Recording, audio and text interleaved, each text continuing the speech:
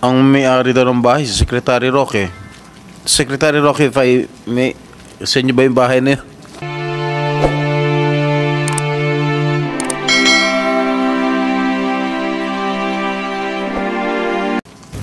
Well, una po, magandang umaga po kay Senate President Pro Tempore, kay Madam Chairperson, Senator Antiveros, and kay Senator Gatchalian at sa lahat ng mga bisita rito. Now, ang bahay po na tinutukoy nyo sa Tuba Benguet ay rehistrado sa isang korporasyon. Tiniran ko po yan nung ako po ay umalis ng gobyerno, and I do have an interest in the corporation that owns it. No? Pero wala po sa akin ang possession ng bahay na yan. Dahil as of January of 2024, yan po ay pinaupahan ng korporasyon at ang umuupa po ay isang Wan Yun na isang Chinese national na siya po ay pumirma sa contract of lease ay require siya na magpakita ng Alien Certificate of Registration at lumalabas po na siya ay holder ng isang 9G working visa. Meaning, she has a right to be in the Philippines. So ang rehistradong lessee po dyan, at yan ay rehistrado rin sa Homeowners Association ng Subdivision para sila ay makapasok, ay itong babae na isang Wan Yun. Kaya nga po, nung sinabi nila na sinalakay ang bahay ko at may mga wanted na mga pogo bosses doon, ako po'y talagang nag-conclude na meron talagang pilit na naninira sa akin. Gaya nung naunang release na ng PAGCOR na ako daw ay naglakad para sa lisensya ng isang illegal na pogo at matapos naman marinig ang testimonya ni Chairman Altenco, wala naman pong ganong sinabi. Attorney Roque, wag muna po tayo dumako sa ibang issue. Okay. Focus muna tayo sa tanong ni SP Pro Temp na may tanong din ako. Mamaya, dadako po tayo sa ibang mga issue pati yung nabanggit nyo. So let's please focus. Okay, so meron po akong interest sa korporasyon na may-ari ng bahay na yan. In fact, in the near future, I am concluding a transaction na kukunin ko yung buong korporasyon na may-ari ng bahay na yan. Now, pero ang ina-emphasize ko po, regardless of the ownership, there is a contract of lease which is duly notarized and which I will submit before this honorable body, which means na ang possession po dyan is in the hands of Ms. Wan Yu, who is a legal resident of the Philippines with an alien certificate of registration and in possession of a 9G working visa. Ang gusto ko nga po malaman, kung nakita nila dun sa bahay na yon, yung tao na hinahanap nila na allegedly may tie sa Banban. Dahil kung di naman po ako nagkakamali, again, as part of due diligence, yung isang lalaking nahuli dyan is the partner of of the lessee, no? Hindi ko naman po tinatanggi na may interest talaga ako dyan sa korporasyon na yan, albeit not 100% as of yet, pero magiging 100% na po yan. Now, yun nga po, yung lalaki, ang alam ko, is the partner of Wan Yun, and alam nyo po, hanggang ngayon, meron akong katiwala doon.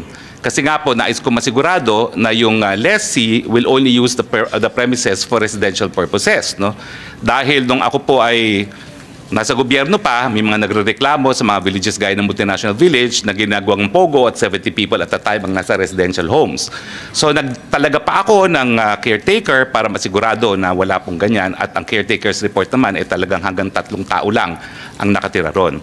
Ang question po is, yun nga po, kung yung lalaking nahuli ay siyang merong tie sa Banban at dahil ang alam ko po, nag-due diligence din naman kami kung sino yung lalaking yon, partner yon nung aking lessee, but gentleman of leisure po yun eh. Ang sinasabi nung aking katiwala, hindi naman umaalis ng bahay, golf lang ng golf kasi may golf course po dyan at nang tinanong namin minsan ano ba ang trabaho niya, sabi niya he is a digital nomad, no? Cryptocurrency. No?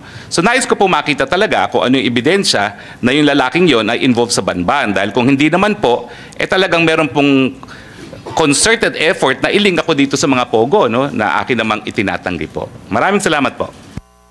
Follow up lang, Attorney Roque, sabi niyo korporasyon ang may-ari ng bahay na ni-raid at natagpuan ng 2 foreign nationals na associated ng PAOK sa Bamban at nasa custody ngayon ng BI. Sabi niyo sa ano yan, sa korporasyon. But you also, nung nagsalita kayo kanina, you also referred to it as bahay ko. Well, I do not deny po na I have an interest in the corporation. Hindi ko po dinideny yun. In fact, Aling korporasyon po iyan? ang pangalan po ata is PH2, hindi ko maalala, no? PH2. PH2. Pero wait a minute. Dapat maalala nyo po. Well, you intend to mahaba po yung pangalan. procure 100% ownership Anyway, of it. maya-maya po, PH2. darating po What yung... does PH2 stand for Well, po? ano po yan eh, that's the location of the address of the house. Okay, anyway, maya-maya PH2, po... why, what's the whole address parang of the phase house? 2, black number, gano'n. Okay, no? phase 2. Pero maya-maya po, nagpakuha ko ng contract of lease para ipakita rito sa komite na ito, no? Na, And sa ngayon po, kayo ang majority shareholder ng PH2. sa ngayon po, hindi. Hindi. Pero Anong kami percentage po, ang, ng ownership nyo? Ay, nako, nominal lang po ako ngayon. No? 10%, 20%? Well, ngayon po lumalabas, ano lang ako, nag-subscribe lang po ako when it was incorporated, no? At sino po yung majority shareholder sa... Ang majority is another corporation PH2. po. Another What is that other corporation? It's Biancham Holdings po. Ano pong pangalan? Biancham Holdings. Biancham Holdings. Holding. B-I-A-N... CHAM. Bianchan Holdings. Yes, yes. Magkano ganong kalaki yung majority? Lahat po yan Hold- sa Biancham Holdings. Pero minority, wholly owned. nominal kayo. Nominal. Wholly. Oo, wholly owned po yan by Biancham. Holdings. Sino pong incorporators ng Bianchan Holdings? Attorney Percival Ortega po at yun po naalala ko si Attorney Percival Ortega. I think meron din pong attorney, hindi ko na po maalala kung sino pa yan, pero I think meron pang, well, minimum of 5 po yan eh. Pero majority shareholder Alright. is Attorney Percival Ortega. Okay. So majority shareholder si Attorney Percival Ortega para sa Bianchan Holding. There's at least one other attorney at tatlo pa Yes. for a Apo, total apo. of 5. But okay I confirm that we're in the process of buying into Biancham now. All right. And And we sabi want a nyo nga, controlling interest. you want 100% ba or controlling We will lang? have controlling interest of Biancham po pag natapos na ang mga papeles. All right. Pero nasa Homeowners Association din po kayo ng subdivision, tama po? Well, nung simula po, dahil tinirang ko po yan, nung ako po yung umalis sa gobyerno, nung 2019, pero nung bumalik ako sa gobyerno, hindi na po ako tumira doon. Pero hanggang ngayon po, I consider myself a resident of Baguio, but I stay in another house. Pero member po kayo ng HOA dun sa subdivision? na yun? Mandatory po na yung corporate owner is a member of the Homeowners Association. So, member po, dahil mandatory, member kayo ng HOA ng subdivision? Member po yung corporation that owns the house. Okay. So, sinong nakapangalang representative ng Bianchan Holdings sa HOA nung subdivision? Hindi po ako sigurado, no? Kung sino ngayon ang nakapangalan doon, no? But I do know that lahat po ng mga dues are being paid and the real estate taxes are being paid. Sino pong nagbabayad ng dues at real estate taxes para Well, sa ano po, Bianchan doon? it is also Biancham, no, that pays for it, no. But in any case, hindi ko po dinideny that, that is a house that I have an interest in. Opo. I have lived in the house. Ang sinasabi ko lang po, pinaupahan po yan and possession is now with the lessee.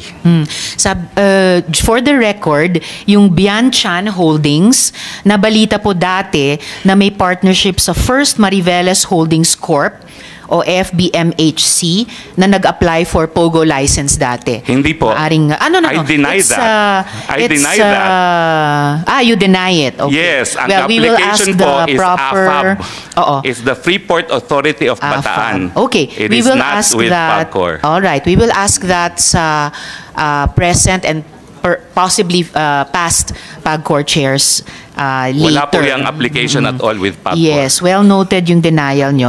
Itatanong. Pero POGO po siya. Hindi po. Hindi rin That's siya a real POGO. estate development company Real na estate. nag-apply po for accreditation sa AFAB pero hindi na po Okay. na-pursue. Okay, we will ask that of AFAB po. No. The chair will say who we will ask that from. We will ask that from PAGCOR, and if necessary, invite AFAB to the next hearing if necessary. Contempt citation ng We committee. can ask Attorney Roque, do you know the whereabouts of Cassandra Leong? Your Honor, I'm here as a resource person because Yes, there's attorney, a but please consistent... answer the question of the SP Pro Tem. I am, Your Honor, answering the question. Thank you. I am here because I am a resource person. I am being linked to POGOs, which I have denied.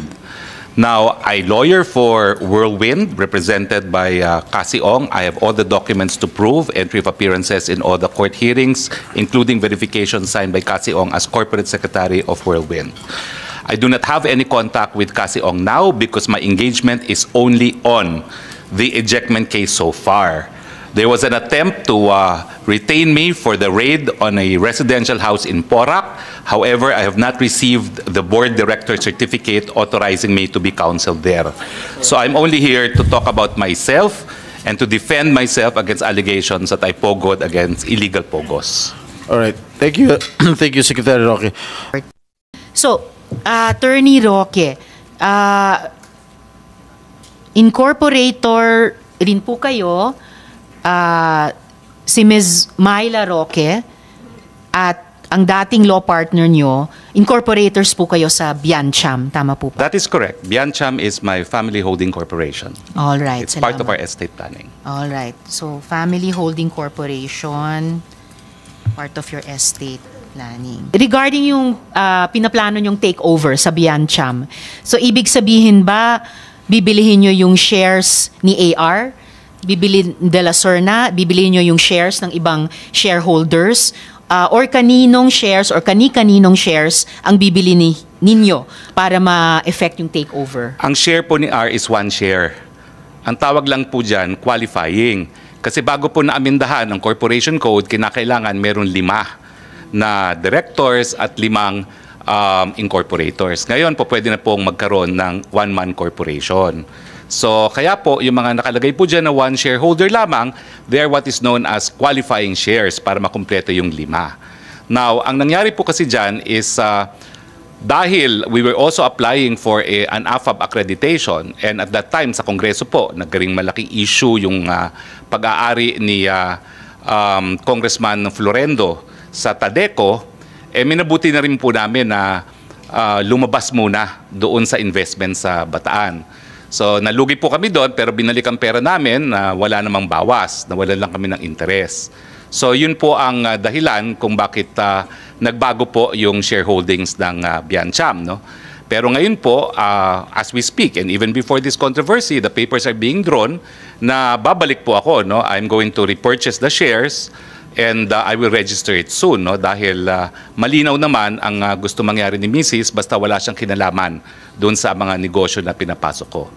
So magiging malinaw ko ano yung sa kanya, ano yung sa akin, at para ang isusugal ko lang, to quote her words, is yung sa akin lang at hindi niya isusugal yung sa kanya at sa pamilya.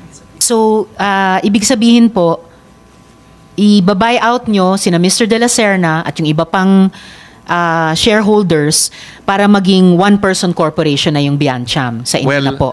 Well, actually, napirmahan na po nila lahat ang mga dokumento, no, papunta sa akin, pero hindi pa po kami nagdonotaryo kasi inaayos pa, no. So, hindi naman po one-man corporation yan dahil sa totoo lang, kukuha rin po ako ng mga partners. So, magkakaroon din po kami ng reallocation pero mangyayari po ay babalik talaga po ako dyan. So even after the testimonies of Chair Tenco and Attorney Fernandez, minimaintain nyo pa rin po ba na hindi kayo lawyer ng Lucky South 99 o kahit anong POGO for that matter? I confirm that 100%. And the reason po is, dala-dala ko po ngayon ng mga dokumento. Alam nyo po, ang attorney-client relations, kinakailangan po yan magkasundo ang partido because it is the highest fiduciary relationship. Kaya nga po yung tinatawag na attorney-client privilege, miski dito po sa Kongreso, hindi nyo mapapakontep kapag na-invoke yung attorney-client privilege. At sa totoo lang within po, certain limitations, of course. at sa totoo lang po, sana kinuha po ako ng Lucky Star na abogado. Bakit po? Dahil yung raid sa Porac, unconstitutional po yan. Nag-raid po sila, kumuha sila ng warrant of arrest galing sa Bulacan judge outside of jurisdiction. Excuse me, sige. Well, hindi natin ini-investiga yung raid. We are investigating Yes, the ma'am, POGO. but I'm just saying so, kasi... please just make your Yeah, answer mabilis to lang this po. short. Kasi it Yes. was actually just a yes or no Ma'am, question. but ma'am, let us be fair because you have been insinuating I am a lawyer for Lucky South. That is why... Excuse me, the chair has not been insinuating anything. The chair and the members of the committee have been asking questions based on the testimonies, sworn testimonies of PAGCOR Chair Tenco, Attorney Fernandez of PAGCOR, and other resource persons. So the resource person will not impute any insinuation to the chair. Will please just answer the questions. The chair has given the resource person Your Honor, leeway then, to answer in the questions. the interest So of please answer fairness, properly. may I be allowed to dispute then the statement of the prior resource persons? We will get to that in the Okay, course so of the question of the again, Madam Chair, is? Do you maintain na hindi kayo abogado ng Lucky South 99 or any POGO for that matter? I maintain as an officer of the courts and under oath before the Senate of the Republic of the Philippines that I have never acted as legal counsel for Lucky South 99 or for any other POGO. Alright. Pero tama naman pong totoo na nakipag-meeting kayo sa PAGCOR tungkol sa POGO sa PORAC. Yes or no Totoo lang po yun, nakipag-meeting Okay. ako, but as I said, ang aking kasama po ay kakilala ko bilang Whirlwind Corporate Secretary, and I have documents in my possession which I would like to submit now to the Senate. Yes, Kasi iba please po do yung that. usap-usapan Thank you. lang, iba kapag notaryadong dokumento. Okay. And definitely, yung pagtestimonya ng ibang mga resource persons ay hindi rin lamang usap-usapan at may mga sinasubmit ding dokumento. Otherwise, the committee would not bother inviting them again and again to Madam, the hearings. Excuse me. I just like to ask the next question. So, ang topic ng mga meeting at pag-uusap nyo sa PAGCOR, and in fact, mga pag-follow up nyo sa PAGCOR, ay utang ng Lucky South 99, ng mismong POGO. Tama po ba? Tama po yun. Alright, salamat. So, hindi lang talaga Whirlwind, Lucky South 99 din. Pwede ba ho So, mag-explain? Pwede naman po. Okay, kasi po ang Whirlwind is not only the lessor, they're also the service provider. Now, I appeal now to the officials of PAGCOR. Siguro kayo po mag-explain kung anong ginagawa ng service providers, including Chair Andrea Dominguez, because I had an opportunity to work with her. Domingo, no? Ang service providers po, sila talaga ang nagbibigay ng lahat na kinakailangan ng mga POGO operators, kasi POGO operators po, lahat yan Chino. Ni hindi po yan nag-i-Ingles. Kaya nga po meron silang mga representative sa PAGCOR. Dahil sila mismo, they have no ability to communicate dahil nag-establish na nga sila ng mga independent POGO hubs. So ang pagkakaintindi ko po talaga, trabaho po ng service provider na magbigay ng serbisyo sa kanilang mga kliyente. Alright, Attorney, salamat. The committee will ask further questions sa PAGCOR. Balik na lang po tayo dito sa Lucky South at PAGCOR, no? Ang sabi po nyo, you did not authorize the use of your name in the organizational chart. That was submitted as an official attachment by Lucky South 99 to PAGCOR. Totoo So, kasalanan po yan ni Cassie Linong, tama ba? Hindi po. Kasalanan Hindi. po yan ng kung sinong gumawa. Sino Dahil ang wala gumawa? naman pong establishment. Gumawa po niyan, Lucky South. Yes. Dahil sila po nag-a-apply. Na si Cassie Linong ang isang doon. Wala po ang pa boss tayong doon. ebidensya na nagpapakita kung sino nag-submit talaga ng mga dokumento, but PAGCOR can confirm kung sino talaga nag-submit ng mga dokumentong yan. Okay, we will ask PAGCOR that again later. We asked them before. Basta ang malinaw po sa komite ay yung organizational chart na yan na may drawing, may box, na legal, na nandun yung pangalan nyo, was one of the official attachments sa submissions ng Lucky South 99 sa PAGCOR. And sabi nyo nga, yung obligasyon ng POGO na Lucky Star sa PAGCOR ang pinag-uusapan ninyo sa PAGCOR. So, due diligence, bilang abogado, dun sa mga diskusyong iyon, alam nyo kung ano yung mga dokumentong sinumite, alam nyo yung mga official attachments na nakalagay doon. Did you confront Cassie Linong about this? Or kinasuhan nyo ba siya na kung bakit nandun yung pangalan nyo sa organizational chart? Madam, nagagalit po kayo dahil sinasabi nyo, binibigay ko ng mga salita ang inyong bibig. Pero right now, Hindi you naman already ako nagagalit. Sinasabi ko lang wag nyong gawin yun. Pero ngayon po, sinabi nyo, you again insinuated that I had anything to do with the document. Ayan nga po ang sinasabi ko. As far as I know po, Attorney, please stop using that offensive verb insinuating. I am a very plain speaker. Okay, I'm Pwede sorry. nyo lang, it's all right. Pwede Okay. nyo lang sabihin mali yung fact na Mali po. sinasite, tinatanggi nyo yung sinabi ng ibang resource person. 4 na taon na pong itong investigasyon. Halos wala na pong nag-i-insinuate kasi dire-diretso na pong mag-usap. Okay, so please tell the committee, kinonfront nyo ba si Cassie Linong or kinasuhan nyo ba siya? Bakit nandyan yung pangalan nyo sa organization? well, unang-una po, nalaman ko lang na nandun ang aking pangalan nung nag-hearing po last time dito na sinabi ni Chairman Altenco.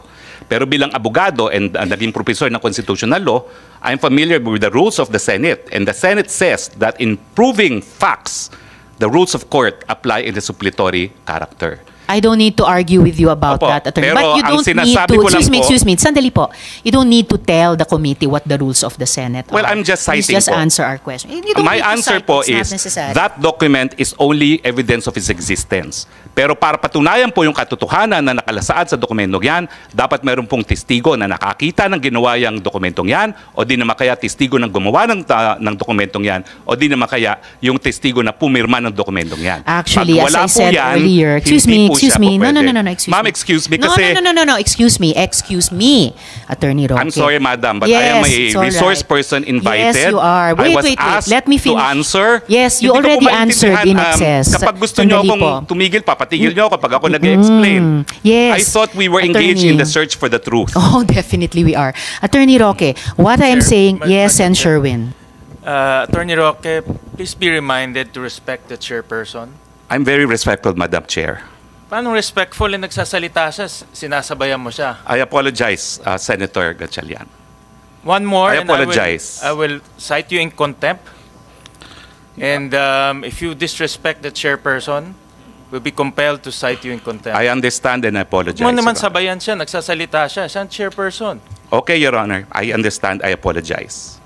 Salamat, Sen Sherwin. At salamat, Attorney Roque, sa apology nyo kay Sen Sherwin. All I'm saying is, there is no need for any resource person to cite the rules of the Senate to a Senate committee. We know that. So please just answer the questions which are being asked of each resource person at length with an embarrassment of time para masagot nyo yung mga tanong. But please stick to the topics and do not lecture a Senate committee about the rules of the Senate committee. We know that. We correct ourselves kapag lumalabag kami doon. So, I suppose your answer is hindi kayo nagreklamo kay Cassie Leong at hindi nyo siya kinasuhan kung bakit nandun yung pangalan nyo sa chart. As I said, Madam, nalaman ko lang po yung pangalan ko nasa chart during the last hearing. Ang sinasabi ko po under oath as an officer of the court, hindi ko po inauthorize ang paglagay ng pangalan ko doon. Wala pong kinalaman sa paggawa ng dokumentong yan at wala pong kahit anong testimonya sa kahit sino na gumawa ng testimonya na nagsasabi na pumayag po ako. And I deny that under oath. All right. And sa interview nyo naman po kina Ted Filon at DJ Chacha, inamin nyo, quote, dinulog sa akin yung problema ni Cassie yung nangyari sa Lucky South. So mula mismo sa bibig ninyo, interes ng mismong Pogo ang miniting at fina-follow up nyo o inaareglo sa PAGCOR. Kasi nga po, si Cassie ay service provider ng Lucky South. So gaya po ng sinagot din ni Dennis Cunanan, pag may problema ang Lucky South, tumatawag sila doon sa mga tao na tutulungan sila dahil hindi nga po nag-i-English yung mga yan. Okay. So but, whether service provider o ano pa man, dinulog nyo yung problema ni Miss Cassie Leong at ng Lucky South na isang Pogo, dinulog nyo sa PAGCOR. Dinulog ko po Alright. dahil pinakiusapan po ako nung service provider. Dahil wala po akong kahit sinong kakilala sa Lucky South. Well, kilala nyo si Cassie Leong siya, Lucky South po siya. Ay hindi ko po siya kakilala as Lucky South dahil ito po mga dokumento nagpapakita na siya ay pumirma sa mga pleadings na ginawa ko nung ako po'y retain mga 2 weeks after that meeting para sa kasong ejectment. Kaya nga po paulit-ulit ako, Hindi po nagtagal. Matapos yung meeting na yon, dinulog po sa akin itong mga kaso. At 3 kaso po yan, at lahat po ito ngayon, isusumite ko sa ating komite Salamat. na nagpapatunay po na ang aking kliyente sa mga kasong ito ay will win at ang pumirma po ay si Cassie Ong bilang Corporate Secretary. Madam, I'm now turning over these documents. Committee Secretary. Yes. Ngayon, Attorney, Lucky South has had issues of criminality and illegal activity since 2021, and yet pinacilitate nyo itong problem-solving session sa PAGCOR. Bakit Ma'am, po? ang totoo po dyan ay, again, PAGCOR should be the one to clarify this. Yung na-in-trouble po dyan is a sub-licensee. Dahil tinanong ko po si Cassie dyan. Yung panahon po na meron pang sub-licensee at mother's title po, mother license ang Lucky South, ang na-in-trouble po dyan ay hindi po doon sa Porac. Doon po siya sa Friendship Highway. So it is a Saan po yun? sub-licensee. Anong pangalan at Ang Friendship saan? Highway po ay, it's also in Angeles City, no? Not in Porac anymore. Pero yan pong na-raid is not the Porac facility. It is a different location, a sub-licensee of Lucky Ano South. pong pangalan ng sub-licensee? Ay pareho naman po lahat yan eh. And the PAGCOR officials can confirm this. So it's also Lucky South 99? Well, because ginagamit po nila yung lisensya dahil nung unang panahon, allowed po ang mga sub-licensee at nandiyan naman po ang past and present leadership ng PAGCOR. Kaya hindi po naapektuhan ang operation ng Lucky South dahil na-establish naman na hindi po yung Lucky South na nag-ooperate sa Porac ang may pagkakasala dun sa raid na yon. Well, definitely the committee will get back to the current PAGCOR chair dahil napaka-unequivocal yung pagkasabi na Lucky South 99 mismo ang may problema. Okay, so Attorney, ayaw nyo mang amining, abogado kayo ng POGO, malinaw na abogado naman kayo ng taga-areglo ng POGO. So, Pwede bukod naman pa po dyan, yun. excuse me Attorney, sandali po.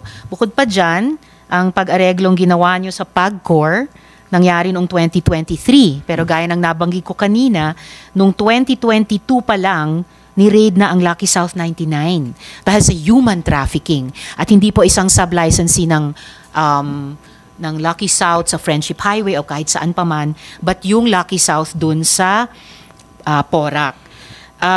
Ito po ang tanong ko, sa kabila ng lahat ng yan, at kahit alam yung trabaho ng Whirlwind, no? Whirlwind na protektahan ang interes ng Pogong, may track record ng kriminalidad, pumayag pa rin kayong maging abogado nila. Tama po ba? Tama po yun kasi wala naman akong nalaman na merong raid noong 2021. Kasi na-meet ko na lang po sila tapos na ang eleksyon. Na-meet ko na sila nung bumalik na ako sa aking private practice 2022 at hindi ko naman sinusubaybayan kung sino talaga yung mga na-raid ng 2021. At ang pagkakaalam ko po, sila ay Whirlwind kasi nga po 2 weeks after our meeting, lahat ng dokumento na pinirmahan nila kung saan nila ako retain as lawyer ay sa ngalan po ng Whirlwind. Again, fully documented po yan. So pero ang nasa likod ng isip ko kasi yung pagpulong nyo ni Cassie Leong ng Lucky South 99 sa PAGCOR. So inaamin nyo po ba na ang pag-areglo nyo sa PAGCOR ay para sa Lucky South 99 at hindi para sa Whirlwind lamang? Hindi po. Ang aking tinulungan po ay Whirlwind. Kasi noong nga panahon po yan, hindi ko nga po kakilalang Whirlwind bilang isang kliyente. Kakilala ko po sila dahil iniinganyo ko sila mag-invest sa mga energy projects. So yung pagsama ko po sa kanila, well, if we go by the Supreme Court definition of attorney-client, yes, mayroon pong attorney-client relation, pero it was more of an accommodation. Wala po kami engagement, hindi po ako bayad doon. Nagkaroon lang kami ng engagement 2 weeks after dahil nga po dito sa ejectment case na nangyari. So kumbaga, that was part and parcel of my effort to entice them to invest into projects that I'm pushing for renewable energy dyan sa Cebu. At in a time span po of mga 1 year, talaga naman pong, well, frustrated po ako dahil hindi ko rin sila nainganyo. But ang naging suma total po, naging tutor nila ako for renewable energy at ang desisyon nila bago ang pangyayari ng lahat ay sila magde-develop ng sarili nilang solar farm at magtatayo pa di umano ng isang integrated solar panel manufacturing facility. No? So medyo nainis po talaga ako doon dahil nga ang dami kong oras na ginugol pero pampalubag loob, ang sabi naman ng Whirlwind, bibigyan ka namin ng shares, founder shares dahil ikaw ang tutor namin dito sa negosyong ito. Salamat, Attorney. Yun lang yung mga tanong ko sa inyong